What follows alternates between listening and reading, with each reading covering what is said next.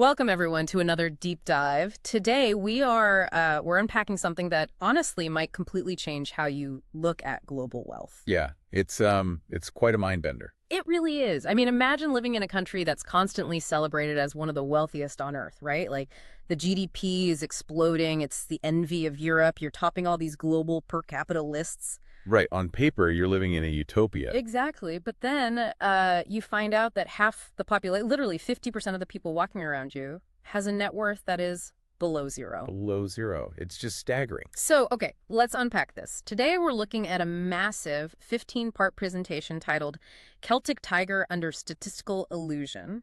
And our mission is basically to decode this deeply counterintuitive paradox in Ireland's economy. Right, the core question is, when a nation's total assets are just growing exponentially, how is it mathematically possible for ordinary citizens to lag so far behind the headline data? Yeah, and we've got this huge cache of historical CSV data covering everything. I mean, we're talking demographics, housing, national accounts, carbon footprints. It strips away all the shiny macro stuff to look at the raw truth of wealth distribution. Exactly. So I want to linger on that negative wealth concept for a second because it breaks your brain when you hear the phrase economic miracle thrown around. Oh, absolutely.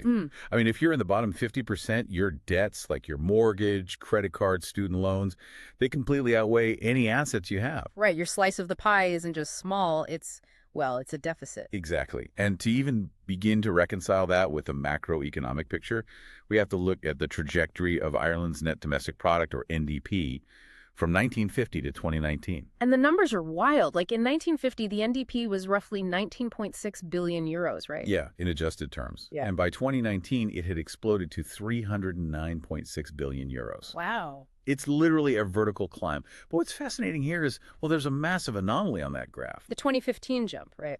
Exactly. In just that 1 year, 2015, the NDP violently jumped from 223.9 billion to 256.9 billion euros. Wait, 33 billion euros in a single year? In 12 months. How does a country even do that? Did they discover oil or build 1,000 new factories overnight? Neither. It's a phenomenon Paul Krugman famously called leprechaun economics. Okay, I love that term, but what does it actually mean? Well, it means the growth wasn't domestic productivity. It was entirely a statistical mirage created by global corporate accounting. Oh, right, because of the multinational corporation. Exactly. Huge tech and pharma companies essentially relocated their intellectual property assets to Ireland. So we're not talking about physical machinery. We're talking about patents and algorithms and software licenses. Precisely. Say a massive tech company creates a super profitable algorithm in Silicon Valley, but they legally transfer the patent to an Irish subsidiary to get that 12.5% corporate tax rate.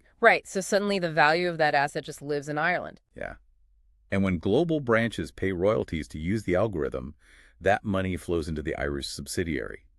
The national accounts have to record that as capital stock and productivity. So it just wildly inflates the NDP and GDP. It's like my friend claiming he makes $1 billion a year, but really he's just holding a briefcase of cash for his billionaire boss who's passing through town. That is a perfect analogy. The money is in his house, but it isn't his. Right. And he can't use it to pay his rent. Exactly. The wealth is registered in the jurisdiction, but it's external to the domestic economy. The consequence is that international observers look at the GDP per capita and assume the average Irish citizen is incredibly wealthy. But the reality is completely distorted. Completely. Which brings us to a massive collision between the data and reality. If the headline numbers are inflated by these external factors, how rich are the people actually living there? Yeah, how do we measure the reality of, just walking into a supermarket and buying a loaf of bread? We shift to purchasing power parity, or PPP. PPP adjusts the economic data to reflect the actual cost of living. Like comparing a basket of groceries in Ireland to one in the U.S. Right. And the data here is incredibly sobering. By 2016, the Living Standard Index, based on income PPP for Ireland, was 1.51 compared to a historical baseline. Oh, okay. But when you adjust it using U.S. purchasing power parity, the index actually fell to 0.9. Wait, really? 0.9. So despite the massive GDP, the average Irish citizen had less purchasing power than an American. Exactly. The real exchange rate index has actually been continuously declining since the year 2000. But why? Where is all that purchasing power going if the country is supposedly so rich? It evaporates because a hyper-financialized economy drives up domestic costs like housing and services without driving up wages at the same rate. So the influx of foreign capital just creates local inflation. Yeah. The multinational execs can afford the rising prices, which pushes the baseline up for everyone else. Oh, man. So if you strip away the tax haven effect, ordinary people are not living that number one in the world lifestyle. Not at all. It's two entirely separate economies operating within the same borders. Which naturally makes you wonder, okay, so the wealth that does exist, how is it actually distributed? Right. And for that, we look at the Gini coefficient. That's the 0 to 1 scale, right? Where 0 is total equality and 1 is one guy owning everything. Exactly. The research here contrasts the Gini for pre-tax national income with post-tax disposable income. So picture a scale with unequal weights. The pre-tax Gini shows this massive original market inequality. It does. The top 1% holds a massive chunk of that pre-tax income, and their share started rebounding aggressively after 2010. Right, that's the Matthew effect in action. The rich just naturally get richer because they already have the capital to snowball? Precisely.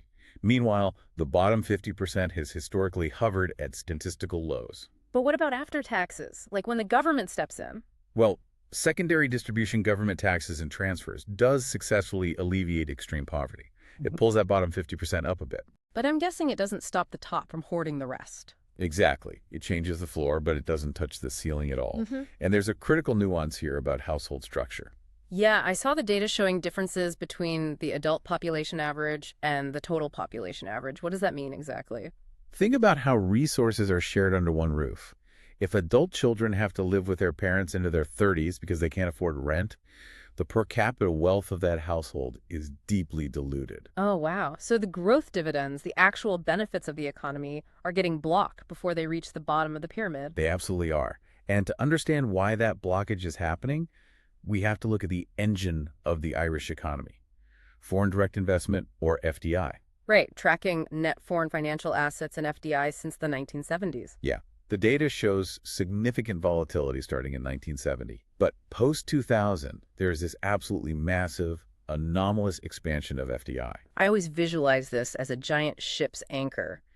FDI anchors the economy, giving it stability and growth, but it's also this massive, heavy drag that distorts the whole ecosystem. That's a great way to look at it, because if we connect this to the bigger picture, there's a massive asset liability gap in the national accounts. Meaning the money doesn't actually belong to Ireland? Exactly. When a multinational books profits there, it's recorded as a liability, because that capital eventually has to flow back out to foreign shareholders. So Ireland is really just a global transit hub for capital. A lighthouse economy. It shines bright and attracts capital, but the wealth is just visiting. But wait, if these corporations are getting so wealthy and bringing all this capital through, what's happening to the people actually doing the work? Well, that leads us to the decoupling of wages. Yeah.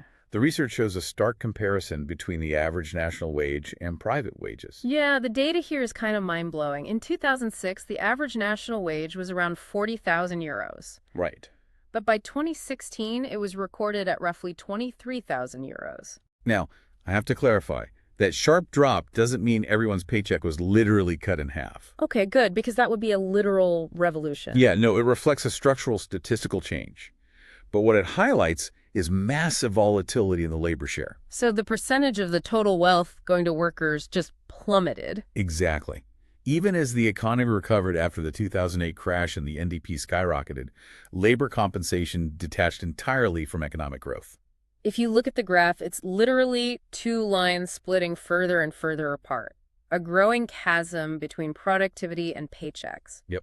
Long-term stagnation in wage levels. So if wages are completely stagnant, who exactly is accumulating all this wealth? The very, very top. Yeah. And the research specifically tracks the top 0.1% and the ultra-elite 0.01%. Here's where it gets really interesting. It's like looking through a microscope at a fraction of the population. And the entry threshold to join that top 0.1% has just risen exponentially since the 1990s. A group so small they could fit in a local pub, but they control immense societal resources. And this hyper-concentration didn't slow down. It actually accelerated in the second decade of the 21st century.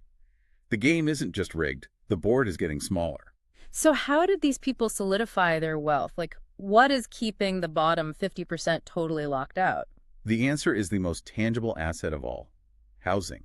It's the ultimate threshold for class mobility. Yeah, the data compares private housing assets to government housing assets, and it's a huge disparity. Massive. In 1990, the average value of private housing was 16,900 euros. Which seems totally reasonable for a normal family. But by the peak of the boom in 2007, it had violently exploded to 136,000 euros. It's like picturing a massive glowing mansion sitting right next to a tiny, cramped public housing unit. Exactly. And even after the spectacular crash of 2008, where private housing wealth shrank massively, real estate remained the absolute core of household wealth. So real estate premiums, not hard work or labor productivity, became the ultimate accelerator of inequality. Yes. If you owned property, you rode the wave. If you didn't, you were left drowning in the wake, paying rent to those who did. And obviously that dynamic fundamentally changes how people spend and save their money. It creates a stark class divide in consumption and savings. The data shows this crazy divergence between private consumption and corporate savings. Private consumption being, ordinary people buying things. Right.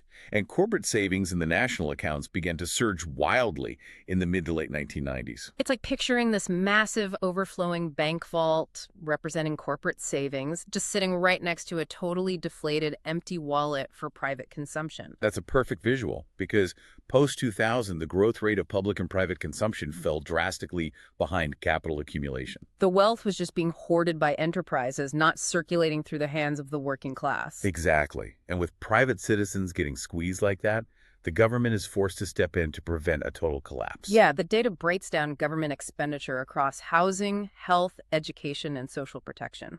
And social protection spending has grown year after year since the 1990s, up from around 1.9 billion euros. It's the absolute core method of wealth redistribution, like a scale heavily tipped to one side by the sheer weight of social protection. And there's a massive spike in health spending after 2010, too. The government is essentially running on a treadmill. Spending billions just to keep the bottom 50% afloat. Right. It's a reactive measure. It's a Band-Aid on a systemic wound, rather than actually fixing the underlying economic structure. And where the government fails to provide enough, private money steps in to cement those class divides. Most obviously in education. The chasm between government and private education spending is terrifying. It really is. In 2002, the average private education expenditure per adult was a staggering 34,000 euros. Compared to the government's mere 5,201 euros. Private spending peaked around 2009, but just think about that ratio. What does it all mean when the wealthy can outspend the state 6-to-1 on their kids' futures? It creates a literal staircase made of textbooks that only the rich can climb. It guarantees deep class solidification. Yeah, and speaking of class solidification, the data takes us into an area I didn't expect. The environmental ledger. Right, the carbon footprint inequality between the top 10% and the bottom 50%.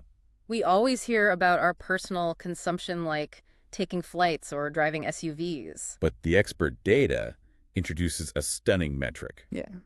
The carbon footprint of the wealthy is astronomically higher, not just because of consumption, but because of their investments. Right. So a massive soot-black footprint crushing down compared to a tiny little footprint beside it. Exactly. As wealth scales, the indirect emissions generated through capital allocation just grow geometrically. So a billionaire's index fund financing a coal plant counts against their footprint. Precisely. They own the means of production, so they own the emissions. The bottom 50%, with their negative wealth, don't have investment portfolios. Wow. Okay, so pulling all this together, where does Ireland actually sit on the global map of inequality? Well, compared to the U.S. and the rest of the EU, Ireland represents a high-growth, high-concentration model. And in some metrics of wealth concentration, they actually surpass the United States. Which is saying something. Since the U.S. is the poster child for capitalist inequality, Ireland's tax haven properties actively break traditional metrics, masking the real severity. So, summarizing the core takeaways here from the deep dive. First, growth decoupling. Right. The NDP growth is a statistical miracle, completely detached from household realities. Second is asset solidification. Housing and financial assets are so hyper-concentrated that the bottom 50% are completely marginalized. And third, redistribution pressure. Unless the high private costs of housing and education are solved, government handouts will never cure the disease of inequality. A nation's strength shouldn't just be measured by the digital zeros it creates on a spreadsheet for a multinational corporation. Absolutely not. It should be measured by the wealth, stability, and future it leaves in the hands of its ordinary people. Which raises an important question for you to mull over. As remote work and digital nomadism allow multinational employees to just move anywhere, Right. will the tax haven model even survive the next decade? Or is Ireland's statistical miracle about to hit a real-world wall? How much longer can the bottom 50% subsidize the illusion of the Celtic tiger? That is the question. Thank you for taking this incredibly complex journey with us today. Thanks for listening. And we highly encourage you to look at your own country's GDP numbers on the news with a much, much more skeptical eye.